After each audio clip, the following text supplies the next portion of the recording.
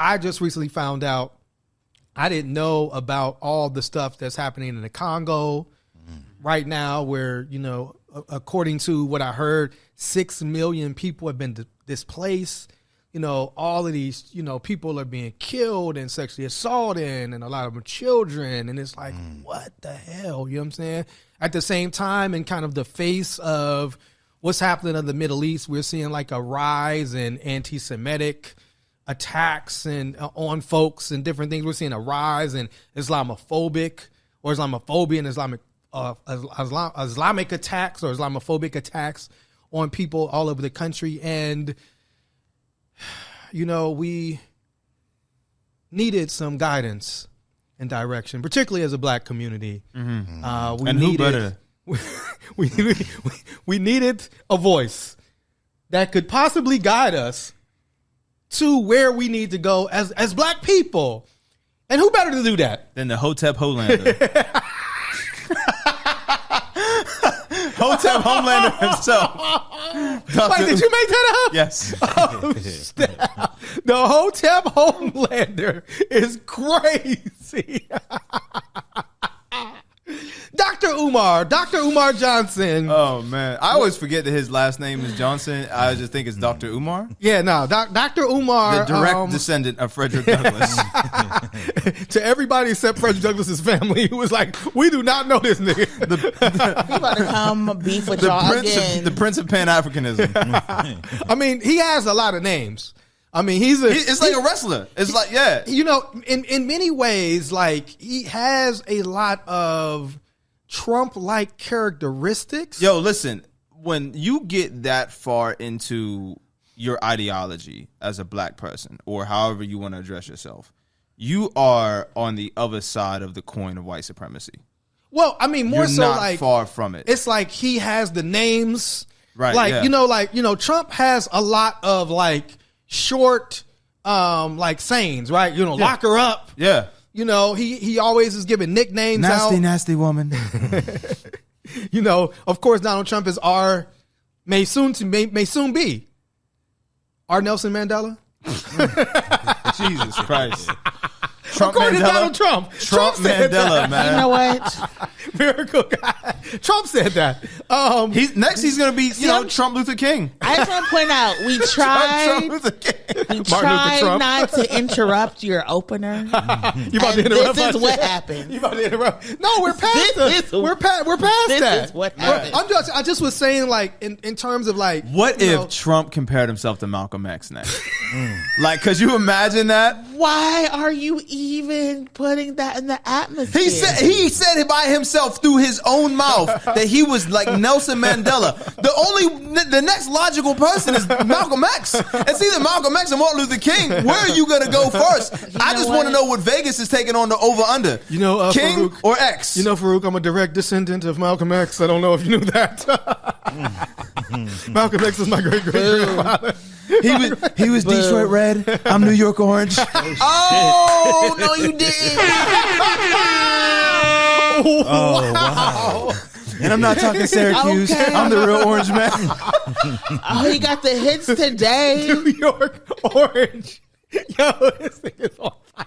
It's the wig. You have to wear that wig every day. You have to wear that wig every podcast.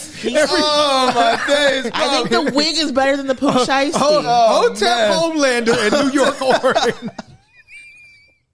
I'm on fire today. It is wild because I do want to ask, like, because there was a picture of Trump recently and he was like mad orange, and I just I want to see the picture of him without makeup. No, he's so pale. I just want to ask his fans, like, yo, like, your man is wearing like strong makeup every day. I just hope it's like, at least it's like animal safe makeup for all the PETA people. Like, you know what I mean? Because like, the amount of, you can actually find it. They say like it's this company.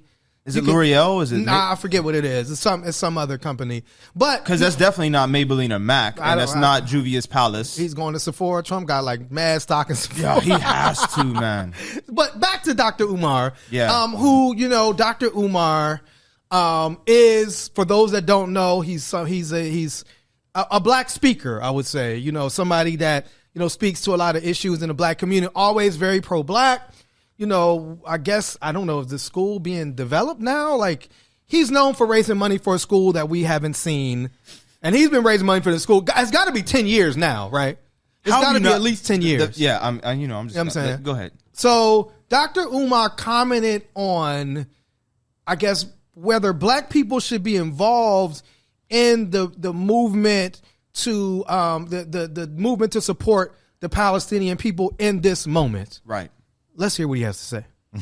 7 million Africans in the Congo, displaced, environmental issues, hunger, poor health care. You got 1 million Ethiopians who've been murdered. You got Sudanese who have died. Ain't nobody said nothing about the Sudanese. Ain't nobody said nothing about the Ethiopians. Ain't nobody said nothing about the Congolese. But you want me to cry tears for the Arabs? Listen, I hope the Arabs in the West Bank in Gaza, I hope they get all they get. I hope they are protected. I hope nobody dies. I hope those babies' lives are safe. I hope the women are cared for. I hope that there's no bloodshed, no violence. But if you think I'm going to take time out of struggling for African people, if you think I'm going to stop my agenda to liberate my people to go cry for people who don't cry for me, if you think I'm going to stop what I'm doing and pay attention to what's going on over there when y'all don't even pay attention to what's going on in Africa, y'all don't pay attention to what's going on in Ethiopia, y'all don't pay attention to what's going on in the Congo.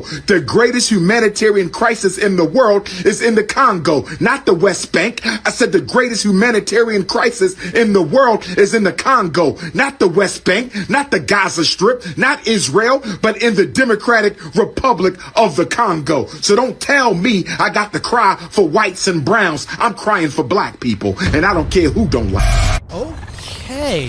He sounded like he was like on his DJ K Slayback, like he was about to drop the most fire mixtape intro definitely ever. And it's like he pronounces his word, but that's not, it's Arabs. Like, don't Arabs, come on, man, bro. You know how to pronounce. I know Arab. I don't know. Yeah, he's locked up, I think. Yeah, man. Free Arab, man. So I guess that's the question on the table. Like, when I think about like black people, particularly like black Americans, to me, and black people in general, like we're the first to give solidarity, right? And we're the last to receive solidarity. And I like when you said that solidarity is a two-way street. Absolutely. But should that be a reason that, we don't get involved because, should that be a reason? The fact that we're not hearing, and oftentimes when black people are dying, we don't hear about it.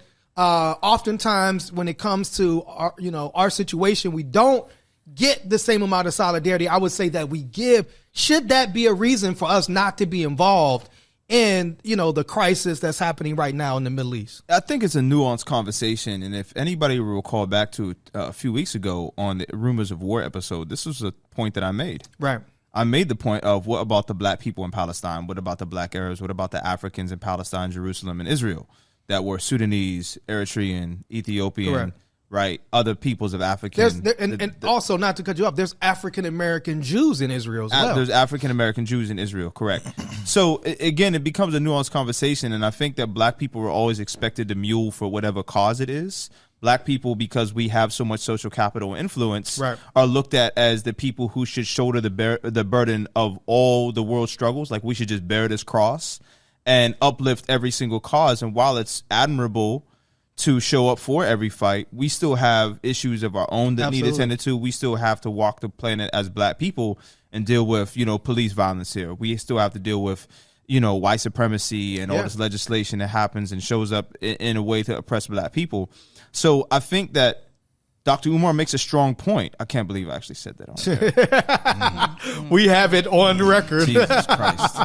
He makes a strong point. Now, I'm not saying I agree with all of his points ever. Right. But it's hard to find the hole in that in that statement. You know what I mean? Because no one shows up for Congo.